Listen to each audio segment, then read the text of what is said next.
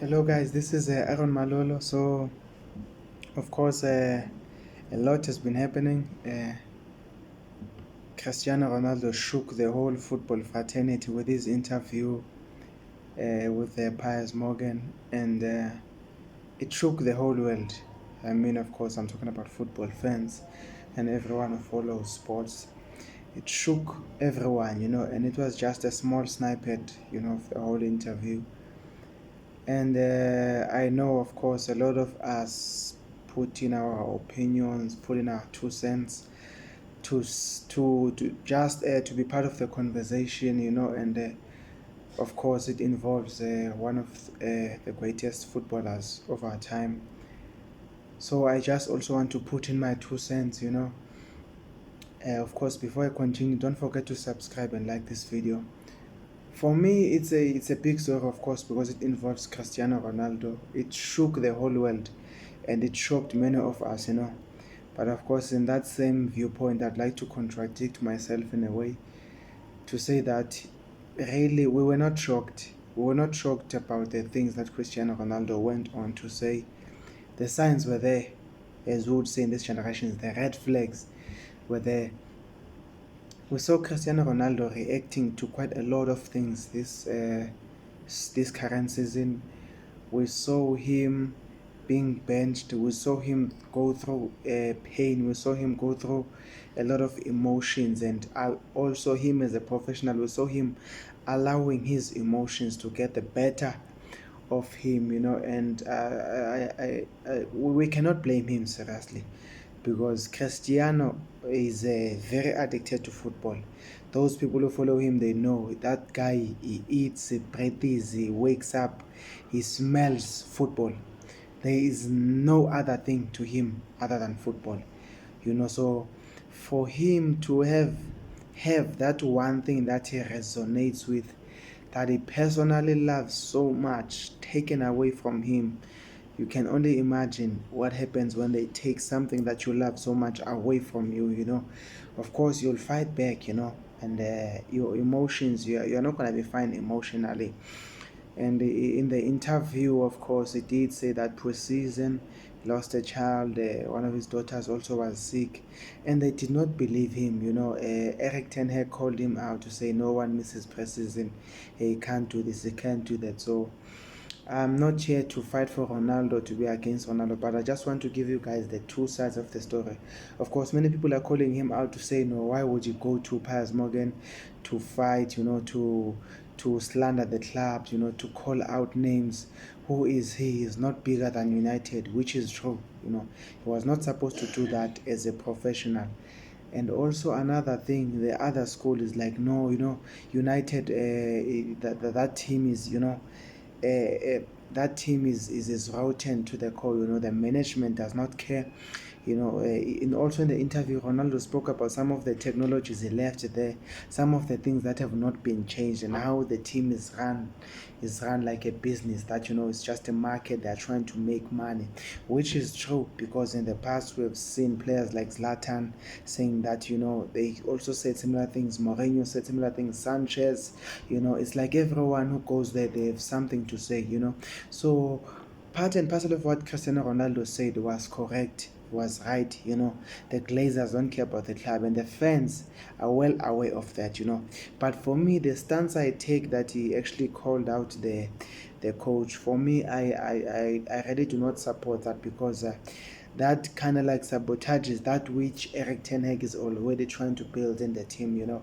Because really Eric Ten Hag is building something there, though we may not see it now, because even Arsenal, with the success they're having now, it was not built, in a day. It was not built in one season. It took time. So for me, I felt like as a professional, you would have kept quiet in that stand, and talk about and everything. But the other side is that the same person that Cristiano is saying does not have respect for him in a way did not show him respect, in a way that Cristiano was going through the most, and when he was actually supposed to find solace, was actually supposed to find comfort in football. That is the one thing that actually also hurt him, And we've seen in the season, the Tottenham game where he left before the game was finished, we've seen him, doing many things, that were not necessarily out of character, but things that, you could see that, his emotions got the better of him. So of course, for me, like Piers Morgan was saying, that Cristiano Ronaldo is the one who came to me that wanted to do this interview. For me, it feels like Cristiano was trying to fight back. He was trying to fight something back because it felt like United betrayed him. So he was trying to fight back because they're trying to take the one thing that actually brings him happiness. If you know Ronaldo, you know very well that he has a fixed diet. He does not eat anything and everything.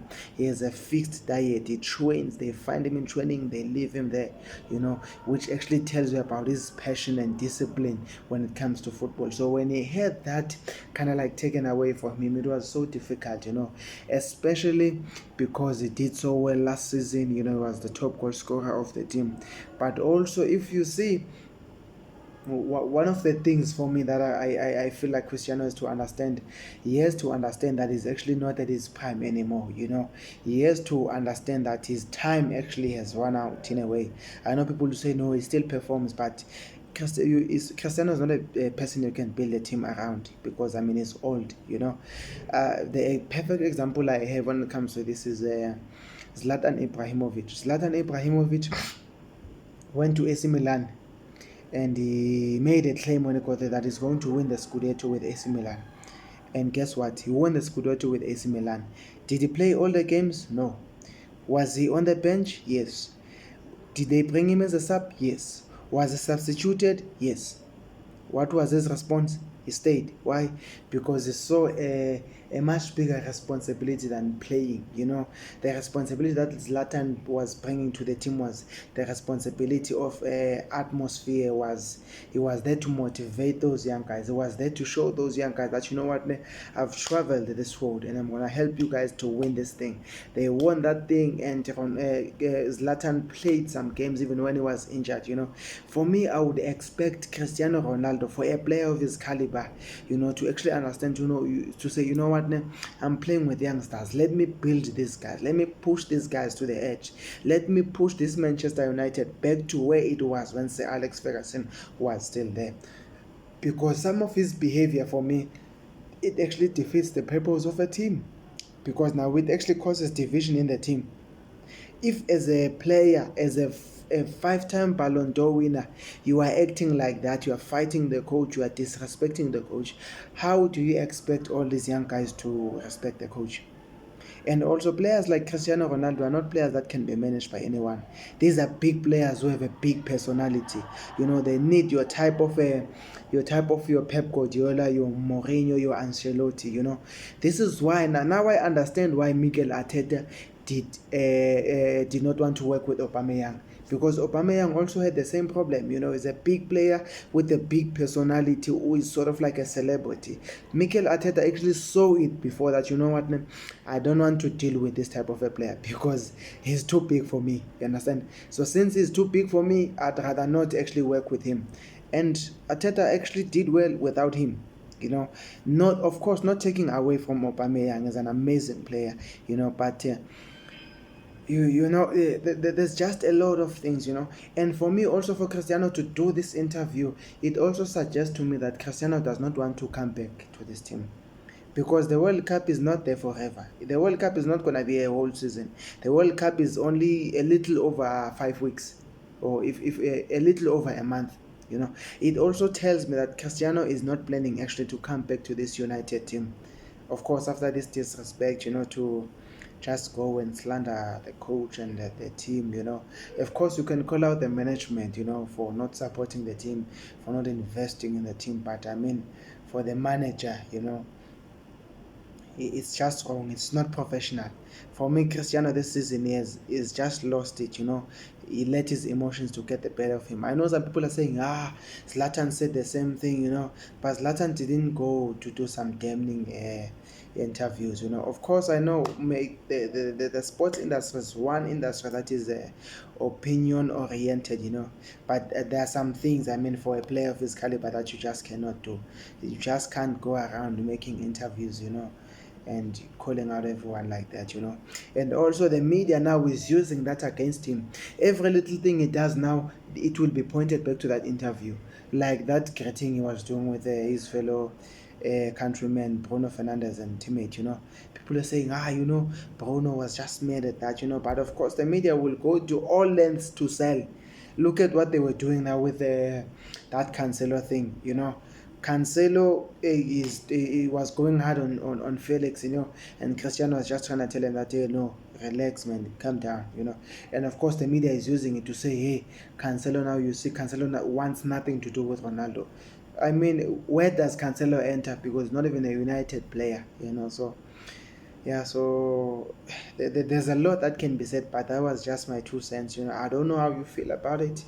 You can talk to me on the comment section, and let's see how this World Cup goes and how everything unfolds. Thank you.